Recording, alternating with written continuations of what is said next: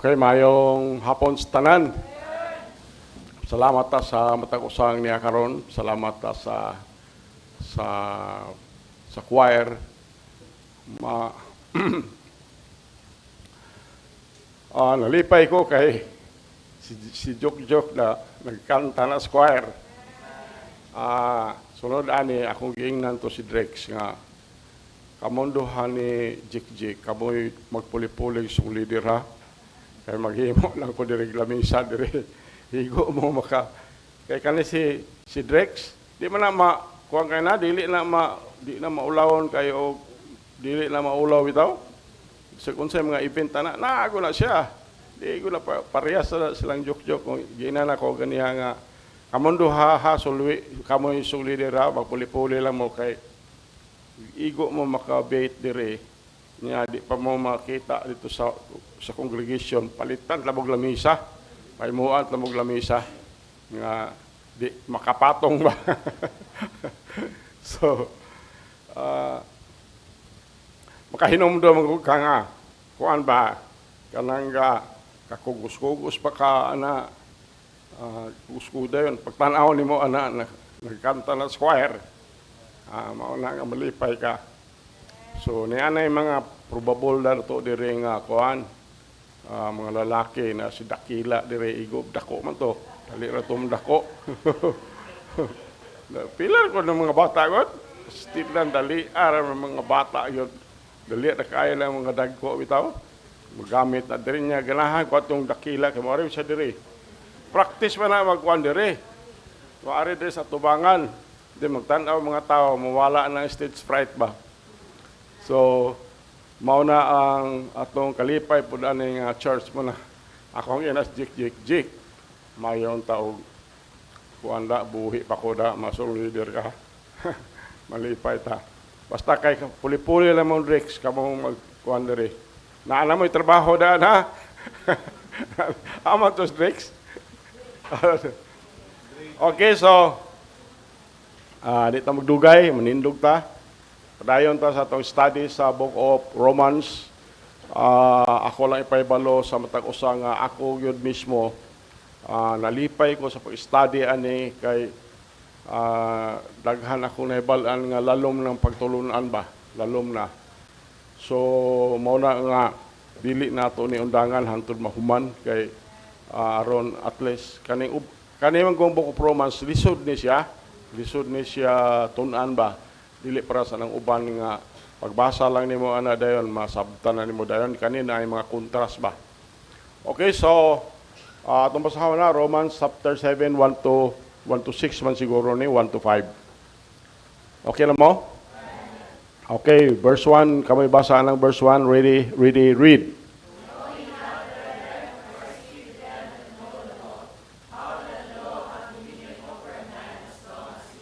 Verse 2 go.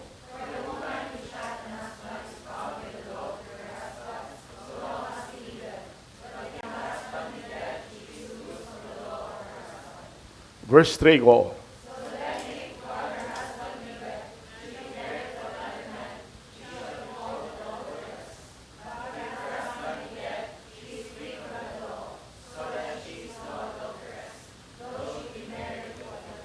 Verse 4 go.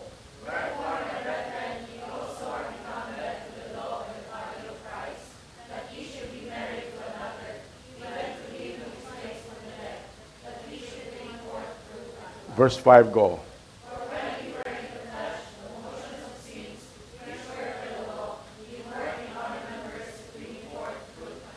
Verse 6 go.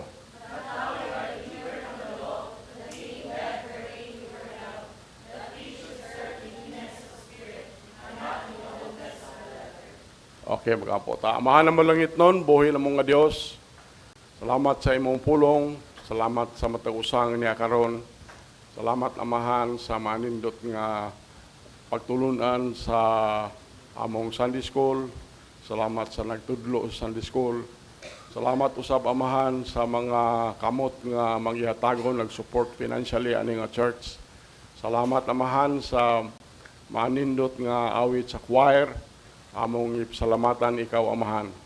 O among Pangamuyo kanimo Ginoo nga bisan kini mong ulipon way kahibalo tagaig isusulti amahan. Akong ipangamuyo kanimo Ginoo nga ikaw gayon magpataliwala pinaagis balang espiritu o tabuni kami amahan sa bililhon nimong dugo amahan bisan the whole building amahan kani mga ekwipo nga among gipangamit protection ni Lord. Kini among pagampo pangaliw po kanimo gisalig namo ang tanan Jesus Christ among bugtong personal man luwas. Amen. Okay, so nagapadayon atong buluhaton sa Masabado. For example, ang choir gahapon nagsulwining sila, nakasave sila tulo ang ilang na-save. Kami gahapon, the whole family, dito mi sa Boulevard. Sa Boulevard, naghatag mig trucks. Silang jimbot gahapon, silang analin o katong ilang kauban sa balay. Diri na sila simbahan, naglimpyo na sila diri. Naglimpyo na sila diri simbahan. So, mauna atong activity gahapon atong ang gahapon Sabado. So mao ni anyong gibasa. Ingon dire. Sulat ni Paul ngadto sa mga believers sa Roma. Believers of Rome, Romans man niya siya. Ingon dire. Wala ba kamo mahibalo mga igsuon? Kaya nga rin, close parenthesis ni, kay ako nagsulti ngadto kanila nga nahibalo sa balaod. Okay. Iyon sa nga ang balaod adunay gahom ibabaw sa usa ka tawo samtang siya buhi pa. Verse 2. Kay ang babae, mo ni iyang illustration, murag analogy ba? Analogy ni siya, pagtandi ba? Kay ang babae nga adunay usa ka bana gigapos pinagi sa balaod ngadto sa iyang bana samtang siya buhi pa.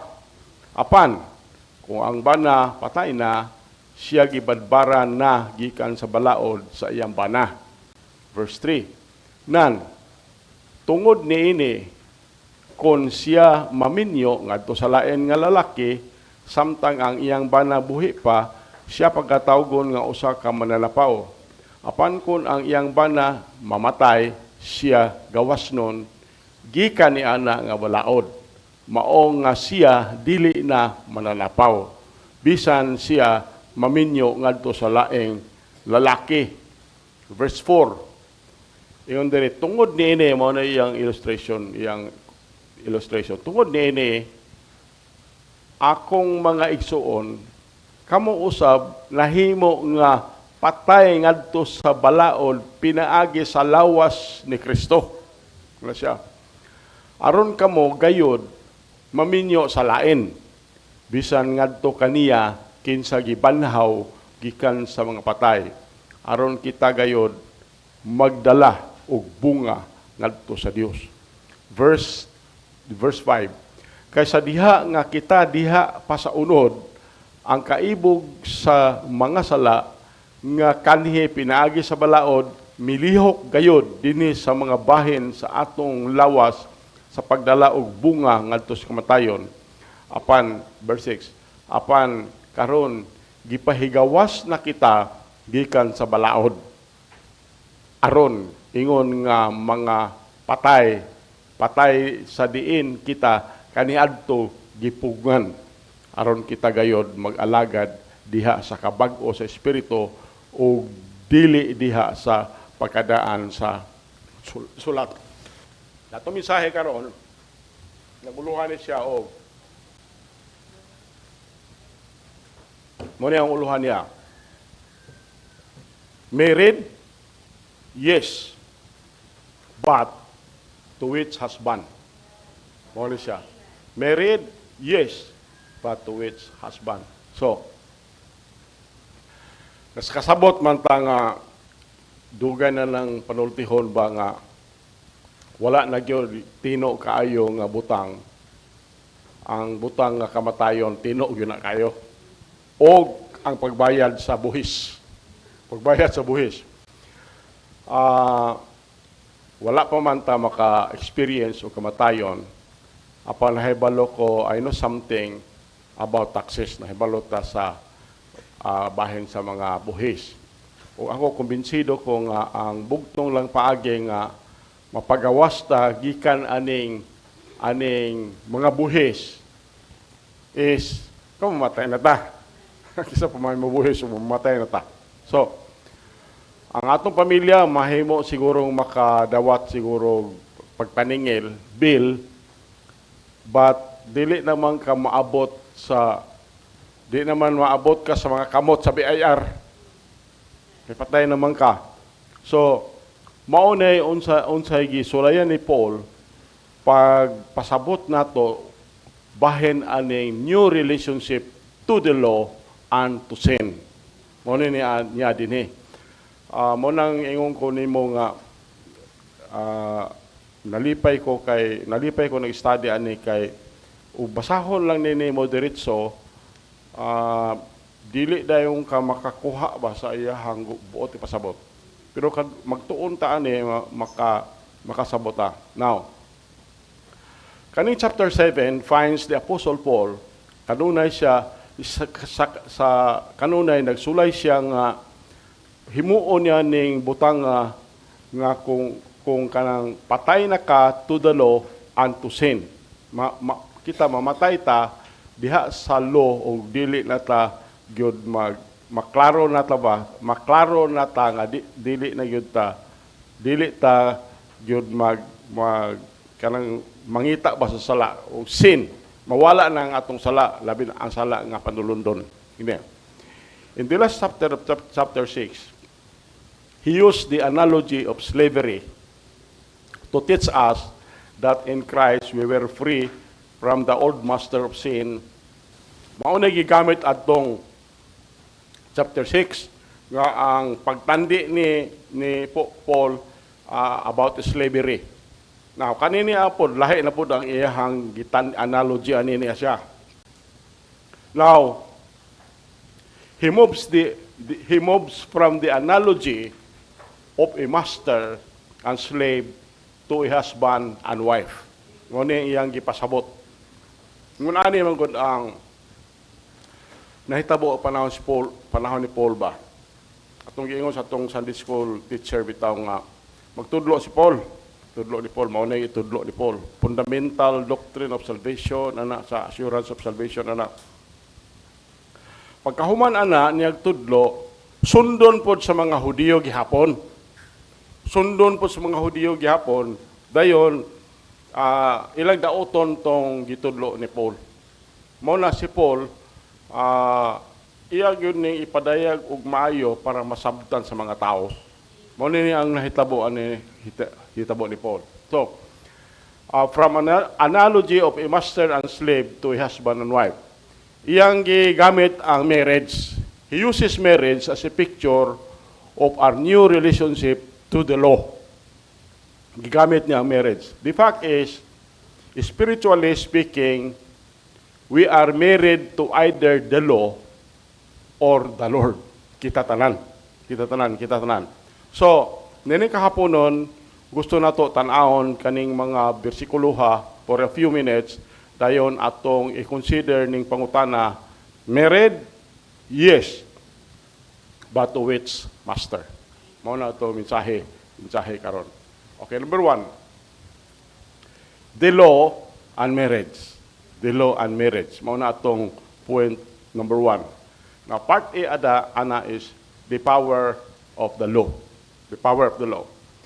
The idea here is that all laws, whether they are God's laws or man's laws, can only be enforced on a man for as long as he lives.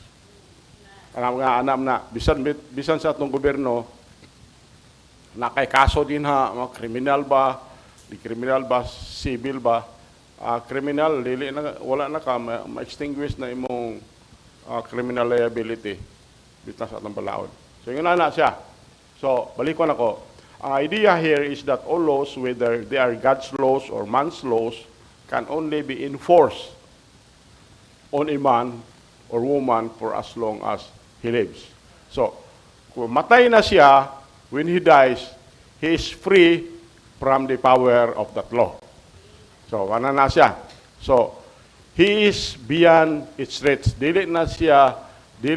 Layo na siya nga, dili na siya maabot ba? Dili na siya maabot. For instance, yun na ang example na ito ba? Ako kayo nahitabo.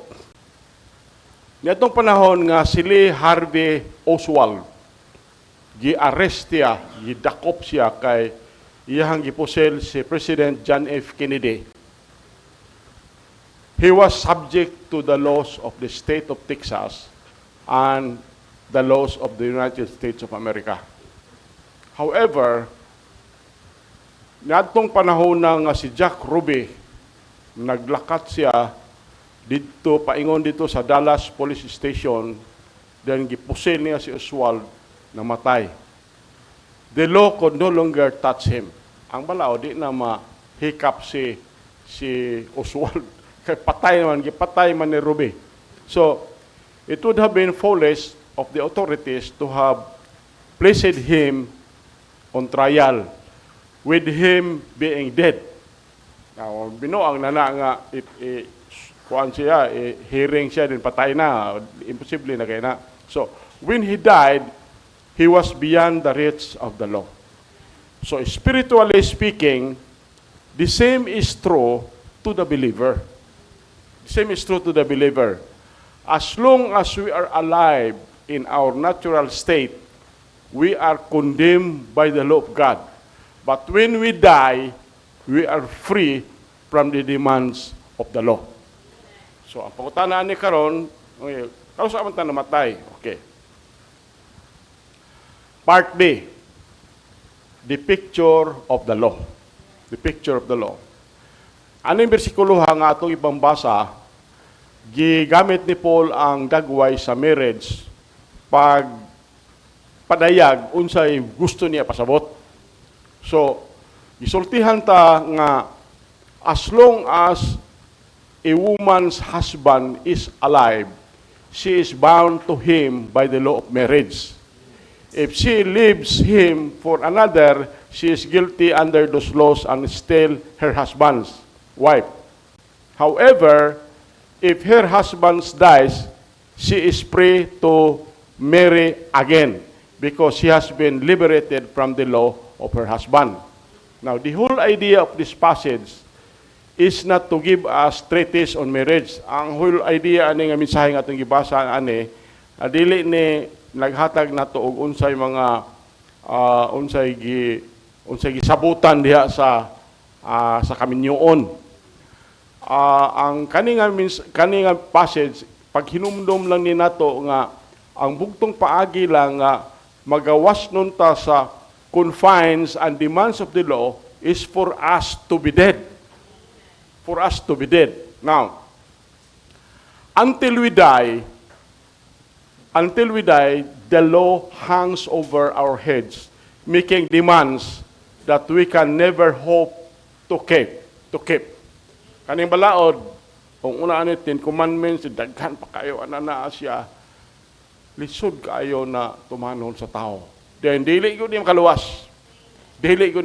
Kay, ang pagpasabot ani ni Paul nga, iyan ang gihimong illustration nga, kanang law, dili ko na makasave. Ang lang, wala ni analyze po siguro sa ubang mga denomination. So, balik ko na ko ha. The law hangs, the whole idea of this passage is not to give us a treatise on marriage. Kanang mga ilang balaod sa marriage. But to remind us that the only way to be free from the confines and demands of the law is for us to be dead. At ko lang nag-emphasize, no? Until we die, the law hangs over our heads, making demands that we can never hope to keep. Wala gyoy makatuman sa balaod. Bisan pag mga parisyo, pwede lang yung butana nila, paminaw ko, pero giingnan yapon sila sa Ginoo ni Jesus Christ, mga salingkapaw. However, at death, we are set free from these terrible demands. Okay.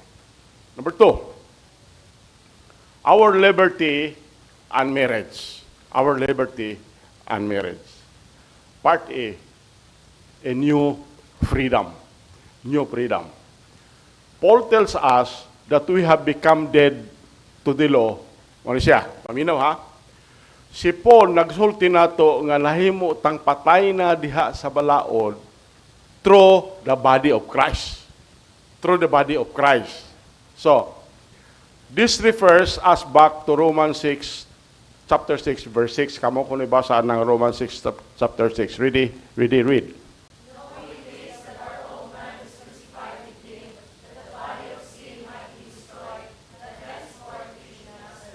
Oh, muna na siya di ang gibutang gisulat nato sa gisulat sa Romans chapter 6 verse 6. So nagpahinumdom ni nato nga when Jesus died on the cross.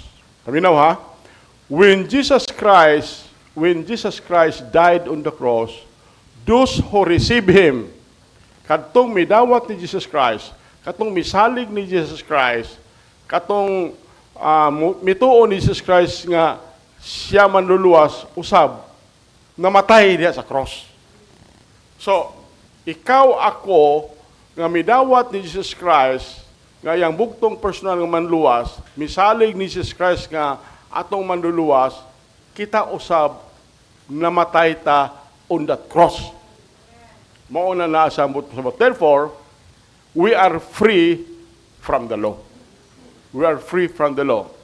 Because we have died to it.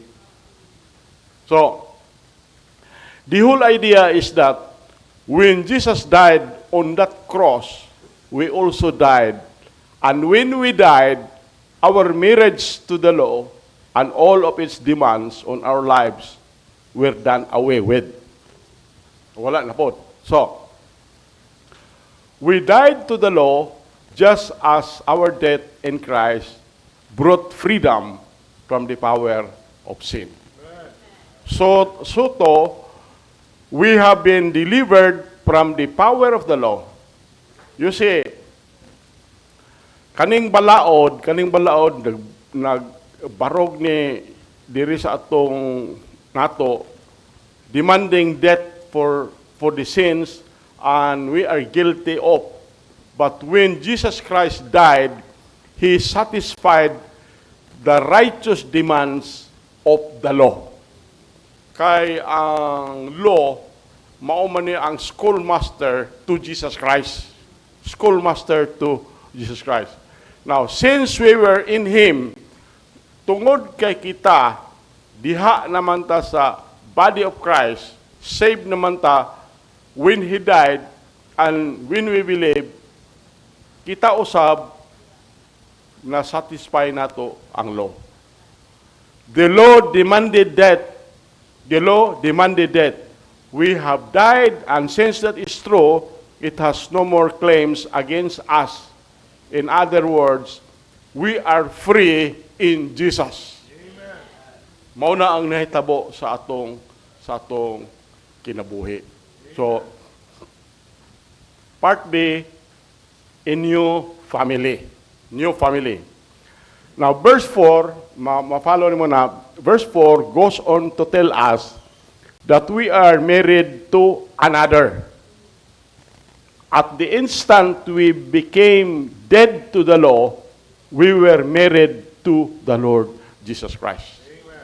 So, we have become a part of His family, a part of Jesus' family. Kaya ingon man ang puno sa Diyos, John 1:12, ikaw, si bisan kinsa mo idawat ni Jesus Christ, mahimo siyang anak sa Diyos. No. Just as a marriage after the death of a spouse brings about a change in the marital relationship, it also brings with it other changes as well. When we were under the dominion of the law, we were constantly being held to a standard we could never meet. Dili gyud nato matuman ning tanang balaod guys. Ako nang gisulti ganiha bisan ang mga parisyo wala man gyud nila matuman. Ingon lang sila nga nagtuman pero giingnan sila Jesus Christ sa lingkapaw kay wala man gyud sila nagtuman. Now, mangutana siguro mo nga ngano man gyud ila man gyud sundon si Paul. Sundon man gyud nila si Paul, magtudlo si Paul ana, sundon man gyud nila dayon si Paul nagtudlo og grasya nga ang kaluwasan grasya. Sundon na nila nga dili na tinuod kang Paul, ang kang Paul dili na tinuod ang kaluwasan pinaagya pun pagtuman sa balaod. Ngano mang sigim ginoon lang itudlo, mawad-an man ang ilang power god. Mawad-an sila gahom sa ilahang pagtulunan. Mao na nga ila yung gipaningkamutan nga matandog ang mga gitudlo na Paul. So nahibalo man ta nga the law was harsh and it was never satisfied. Wala man gyud ni masatisfy sukad pa sa una. Regardless of how well we may have lived our lives, the law always told us that we were never good enough. So kung dili gyud ta maayo. And the law constantly reminded us of our lost condition. Mao na ang balaod. Ang balaod kanunay nagpahinom na to nga kita naabot la sa atong lost condition and that we were totally helpless and that there was no hope for us. Our relationship to the law was one of cruelty and pain. Mao na ang atong relationship diha sa balaod. However, in Jesus, we have a new husband and a new relationship. He tells us that when we came to Him, to Jesus for salvation, He cleansed us from our sins and made us righteous. Iyon samanta pag hinlo ni Jesus Christ, gihinluan ta sa bililhon niyang dugo. Muna, He cleansed us from our sins and make us righteous. So, He holds no impossible demands over our hearts. Si Jesus Christ. Wala siya magkupot imposible nga demands dinhi sa atong mga hunahuna. Because si Jesus Christ, gibayran na niya ang entero presyo sa atong sala. Gibayran na ni Jesus Christ, pinaagi sa bililhon niyang dugo. Diha ni Jesus Christ, we are loved, gihigugma ta. Diha ni Jesus Christ, we are free na gitagaan tag kagawasan. O diha ni Jesus Christ, we are complete. This is a picture ni sa Ephesians 4:24, Ephesians 5:24 to 27. Ato sa ni basahon na. Basahon sa nato ni Ephesians chapter 5:24 to 27. Verse 24, kamay basa na. Ready, read.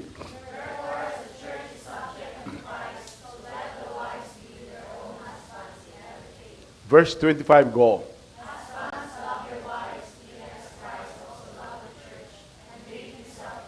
Verse 26, go.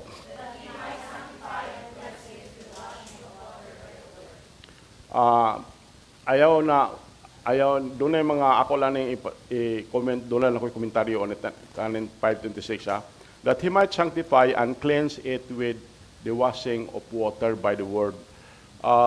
Ang ilang ang uban na interpretation, maunin niya siya nga, kinahanglan magpa-baptize sa tubig. Maunin lang pagtuan nga, kanong washing of water baptism ni. Pero naay padayon nga word, washing of water by the word. Sa ato pinagi sa word, pulong sa Ginoo, gihugasan ta sa atong mga sala. 27, kamay basa na. Ready, read. That He might present in Himself a glorious church, not having spot or wrinkle or any such thing, but that He should be holy and without blemish. Okay, mauna gisulti ni Paul yung sa busa, maingon nga ang iglesia sakop ngadto ni Kristo, busa itugot nga ang mga asawa usab ngadto sa ilang kaugalingon nga mga bana diha sa matag butang. Verse 25, mga bana, higugmaa ang inyong mga asawa bisan sa samang paagi si Kristo na higugma sa iglesia ug mihatag sa iyang kaugalingon alang niini. 26, kay aron siya makabalaan ug makahinlo niini diha sa paghuga sa tubig pinaagi sa pulong. 27. Aron siya makatanyag niini ngadto sa iyang kaugalingon nga usa ka mahimayaon nga iglesia, walay lama o kunot o bisan unsang sama ni ana nga butang apan aron kini gayod mahimong balaan ug walay masaway. So mao na ang hulagway nga gisulat ni Paul diha sa Ephesians 5:24 to 27. So we are no longer bound to a hateful, cruel, and demanding husband. Wala na. In Jesus, we have been joined to Jesus, who places our need first. Na join ta ngadto ni Ginoong Hesus nga iyang gihatagan gyud ta pirmiro sa atong mga kinahanglanon. One who love us, si Jesus Christ na hibalutan na higugma kanato, na higugma kaayo kanato nga tungod ni ana nagwilling siyang nagpakamatay puli nato dito sa cross. Dito sa cross. So, one who never remembers past. Natong panahon nga na save ta, unsay atong mga kagahapon di nato hinumduman sa Ginoo. Dili na. Kay kung mag-contest lang ta og mga sala kaniadto, mas grabe siguro ang akong mahinumduman nga daghang kaayong sala sa akong kagahapon. Pero nasayod ta nga niadtong panahon nga misalig ta ni Ginoong Hesus nga atong bugtong personal manluwas, dili na niya hinumduman ang atong mga kagahapon. Wala lang. Iyan na itong gilabay sloyo. Gilabay na ito niya sa kalalom sa dagat, nanas ocean. Or,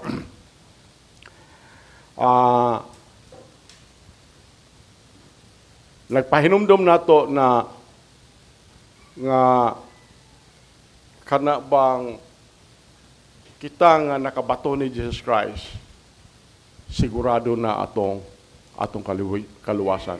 Now, instead of holding our past over our heads and pouring salt in our wounds, the Lord Jesus lovingly binds us up.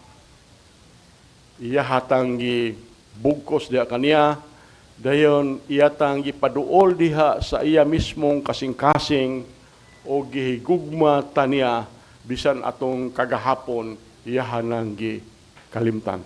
Ngunang makaingon ta unsa gid akong panalangin na si Jesus Christ sa atong kinabuhi nining kahaponon. Part C, new fruitfulness. New fruitfulness. Okay. This verse continues with Paul reminding us that God did not do all of this for us just to bless us. Nagpahinumdom ni dire, nagpadayon si Paul pahinumdom nato nga ang Ginoo wala niya buhata kaning tanan nga mapanalanginin ta. He saved us and brought us into relationship with himself so that we might glorify him by bringing forth fruit to the glory of God. Balik ko na ko niya. Kani nga verse nga atong gibasa dinhi, nagpadayon si Paul og pahinumdom nato nga ang Ginoo wala lang niya buhata ang tanan nga kita mapanalanginan. Iyatang giluwas o gidalata diha ngadto kaniya nga doon tay relasyon diha kaniya aron nato mahimaya siya.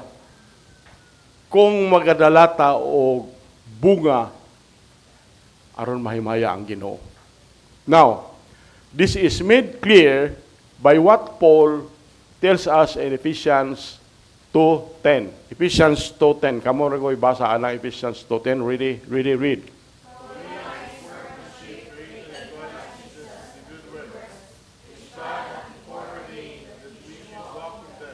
So mo nagingon ni Paul sa Ephesians chapter 2 verse 10 siya. Kay kita ang iyang mga hamiling binuhat gimugna diha ni Kristo Hesus alang sa maayong mga buhat. Alang sa mga buhat nga ang Dios kaniadto pa nagbuot na nga kita kinahanglan maglakaw diha kanila. So mauna sa kanunay atong gipasabot dinhi nga kita dili gyud ta maluwas anang faith plus work. Ang atong kaluwasan pinaagi ra gyud sa faith, pinaagi sa pagtuo. Nagtuo na ta, na save ta.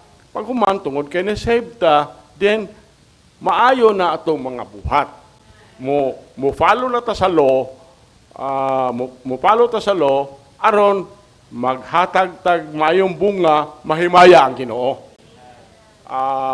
Noon dili na ta mo istorya sa uban pero mao gud na ilang ipasabot god nga ang formula sa salvation is faith plus works. Pero dili na mao na ang formula. So, ingon din sa book of Ephesians chapter 2 verse 10, ingon dire balik ko na ko ha. Nga gipahinumdom ta nga we are his workmanship. We are his workmanship. That is, we are his masterpieces and we were recreated so that we might bring honor to the Master. Bring honor to the Lord Jesus Christ. This is the idea behind Galatians 2:19 to 20 atong basahon na niya siya. Okay. Galatians 2:19 to 20. 19, verse 19, read. Verse 20, go.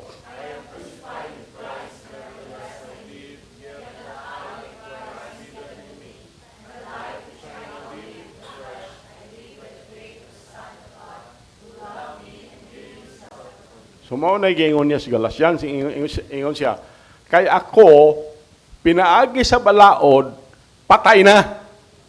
Ngadto sa balaod. Ingon siya, aron ako mabuhi ngadto sa Dios. Verse 20, ako nalansang sa cross, uban ni Kristo. Apan bisan pa ni ana, ako buhi. Hinuon, dili ako. Apan si Kristo, ang nagakinabuhi dinhi kalako. Muna ito kahimtang. Pagka-believer na to, Jesus Christ, nagilansang sa cross, namatay siya dito, apil po kapatay dito. Muna naa siya, sa atong baptism, water baptism, gipicture diha ang death, burial, and resurrection. Publicly. Muna diha ngon ana ang baptism. So,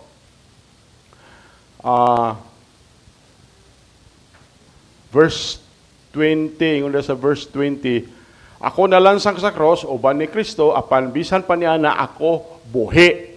Hinuon, dili ako, apan si Kristo ang nagakinabuhi dinhi kalako. Og ang kinabuhi nga karon akong gikinabuhi diha sa unod, akong kinabuhi pinaagi sa pagtuo sa anak sa Dios, mo Jesus Christ. Kinsa nahigugma kanako ug mihatag sa iyang kaugalingon alang kanako. So mao na siya, we have been given new lives, gitagaan tag bagong kinabuhi, so that we might glorify the Lord our God. So gitagaan mao ni gihatag nato. Okay. This fruit that we are to bear is twofold. It makes its appearance in our attitude and action. So, sa atong attitude, makita ni sa atong attitude and action. So, as the fruit of the Spirit is displayed within and through us to a dying world, ato sa basahon ni Galatians 5:22 and 23. 5:22, ready? Read.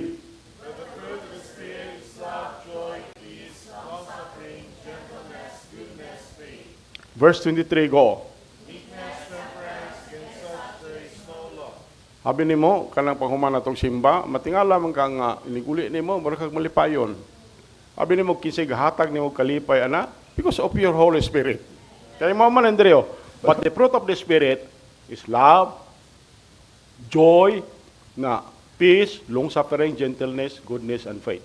Meekness, appearance against such, there is no law. So, by the way, these are things that the natural man cannot consistently produce in his life.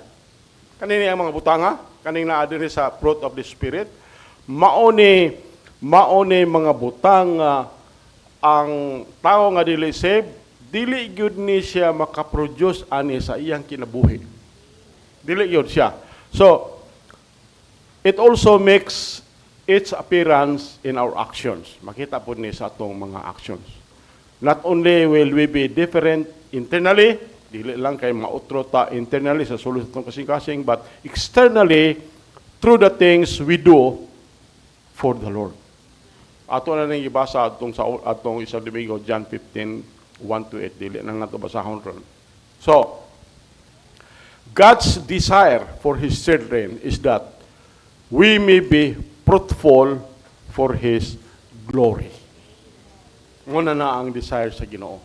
So, mo nang kanunay natong i-explain nga, pag human mo mag-save, pag human nato ka-save, mutuman ta sa law, aron panalanginan ta, mag-glorify ang Ginoo. Mo na ang atong kanunay nga explain diri.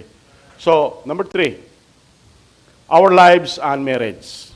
Our lives and marriage. Now, in the last 2 verses of this passage, Paul contrasts the old life of sin with the new life in the Spirit. Now, he shows us, iyang ipadayag diri kanato, what changes have taken place as a result of our marriage to Jesus. Ato sang ipadayag ning old life of sin. Kaninga bersikulo verse 5, this verse tells us that 4 things were happening in our old sinful life. Notice what they were. Number 1, we were in the flesh. Number 2, we were controlled by the motions of sins. Number 3, we were challenged to sin by the law. Then number 4, we were actively engaged in working out our own death. So kung sao ni mo tuman anang balaod, di gyud ka makaatog langit. Dili gyud makaatog langit. Now, that is the old life of sin. Now, B is the old life in the Spirit. We have been released from the law. We have been released from the law. So, the new life in the Spirit, the great verse sums up this short passage everywhere, very well. Here, Paul is able to make the comparison between what we were and what we are in Jesus. Notice those 2 blessed words na atong gibasa na ingon to, but now. Since we are in Jesus, some things are forever changed.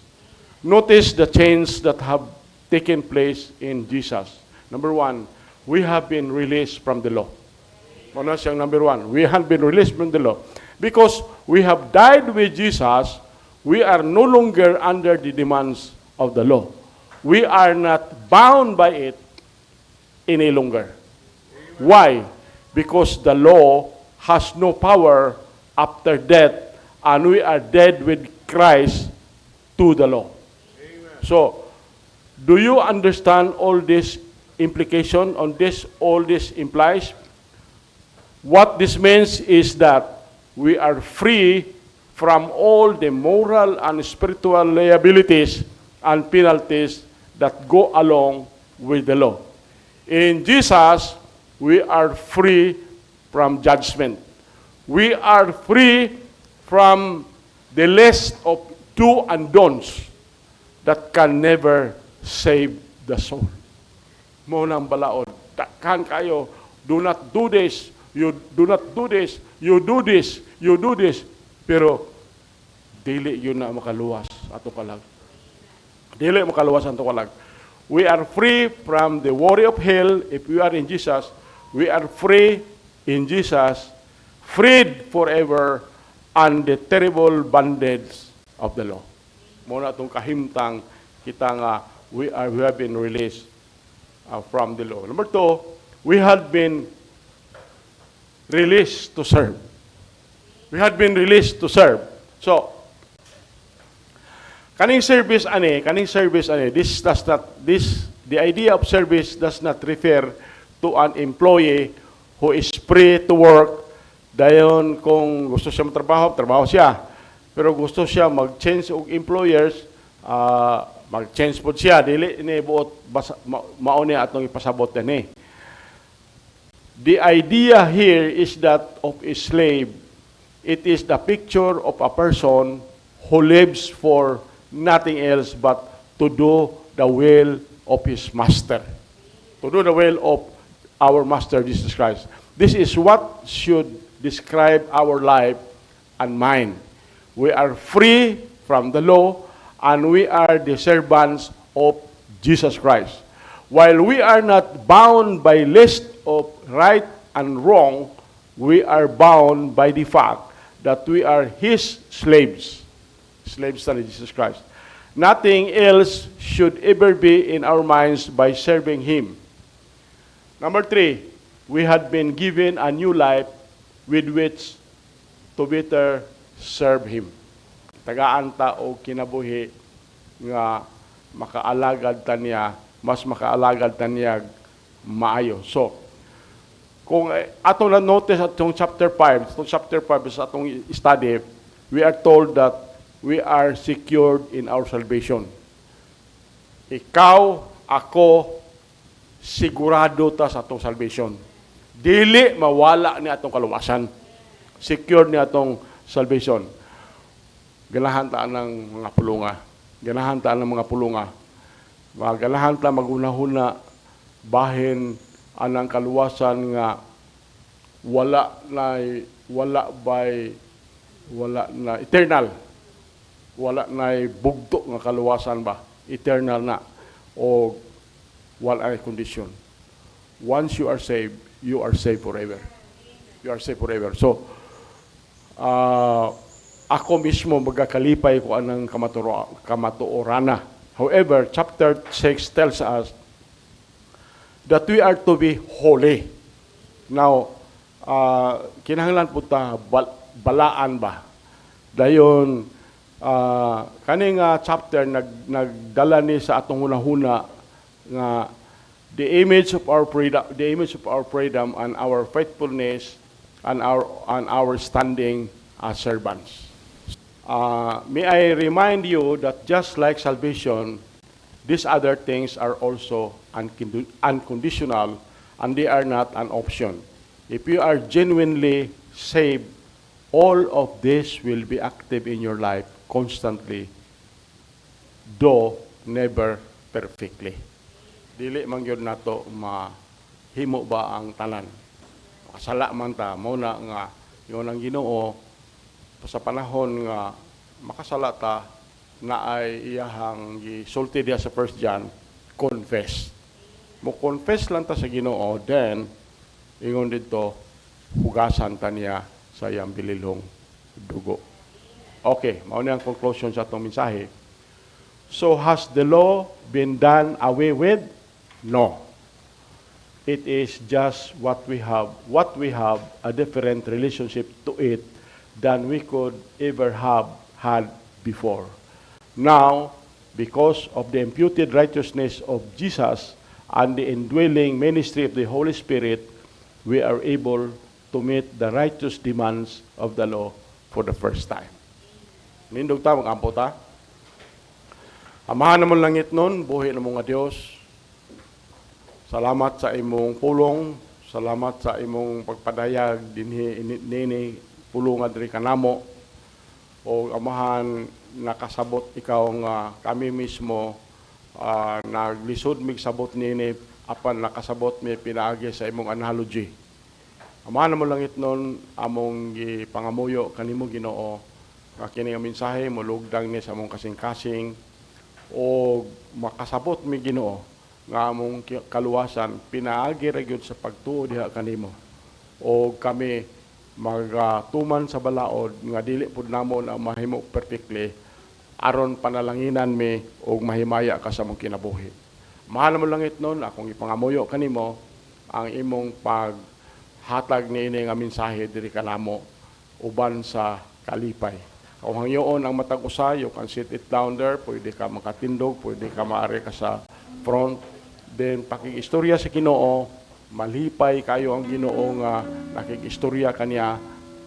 Pasalamati ang Ginoo sa angay nimong ipasalamat kaniya ug pangayo sa Ginoo bisan dagko mga butang. Dako ang atong Dios. Amahan mo langit nun, buhin mo nga Dios. Salamat sa imong mensahe, Lord. Salamat nga ikaw nagapataliwala karon.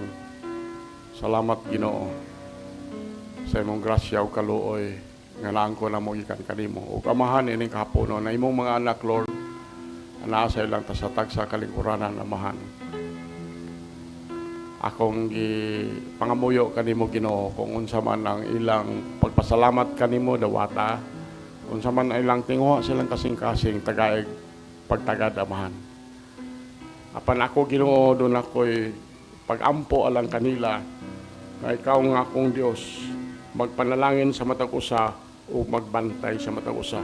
Kaduha, amahan, akong gipangamuyo kanimo nga ikaw nga among Dios nga makagagahom, maghimo sa imong naong nga magsidlat nga na sa matag usa ug magmadagayaon sa grasya nga na sa matag usa. Katulo, amahan, akong gipangamuyo gyud kanimo, amahan, nga ikaw nga among Dios nga makagahom, magmaya sa imong panagway nga na sa matag usa ug muhatag sa matag usa ug kalinaw. Dios nga langit nun, nining katapos sa mga adlaw, liguna among pagtuo diha kanimo. Kinamong pag-ampo, pangaliw po kanimo, gisalig na mo ang tanan ni Jesus Christ, among buktong personal ng manluwas. Amen. Okay?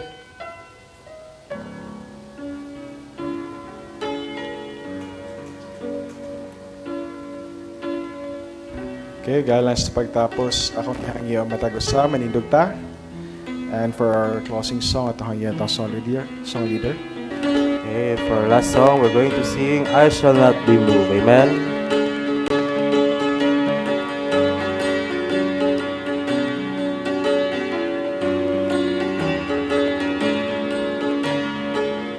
Okay, first stanza ready, sing.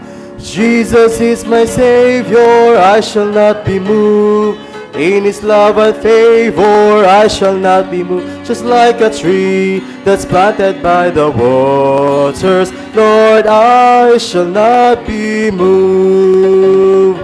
I shall not be moved. I shall not be moved. Just like a tree that's planted by the waters, Lord, I shall not be moved. In my Christ abiding, I shall not be moved. In His love I'm hiding, I shall not be moved. Just like a tree that's planted by the waters, Lord, I shall not be moved. I shall not be moved. I shall not be moved. Just like a tree that's planted by the waters, Lord, I shall not be moved. Last verse. On His word I'm feeding, I shall not be moved. He's the one that's leading, I shall not be moved. Just like a tree that's planted by the waters, Lord, I shall not be moved. I shall not be moved. I shall not be moved. Just like a tree that's planted by the waters, Lord, I shall not be moved. Once again, daghan kayong salamat sa pasensya matag-usay. Amen. And by next Sunday, magkita na po usab kita. Alang sa pagtapos, itong idoko itong mga ulo, mag-ambot ta. Buyog balaan nga Diyos, makagawam sa tanan, tag-iya sa langit ug sa yuta, Diyos nga balaan. Salamat kay Amahan sa imong kaayos sa imong kinabuhi. Salamat Lord sa kadaugan sa imong panimbahon. Salamat Ginoo Lord sa imong mga anak na nanimba karon. Sa mga tao Lord nga imong gigamit alang sa pagpakaon sa imong pulong, sa imong pianes, bisan pa sa among song leader. Salamat kay Amahan sa matag usa nga imong gigamit karon. We pray, the Heavenly Father, nagapasalamat po usab kami kanimo, Amahan, sa paghatag ka na mo kagawasan. Salamat, Lord, for saving us, for providing us an assurance of salvation. We pray, the Heavenly Father, nga kiniunta nga kaluwasan, amo apod kini nga mapadayag ngadto sa uban, amo kani ma-share sa ilahan. We pray, the Heavenly Father, that more souls will be saved and more souls will be added in the church.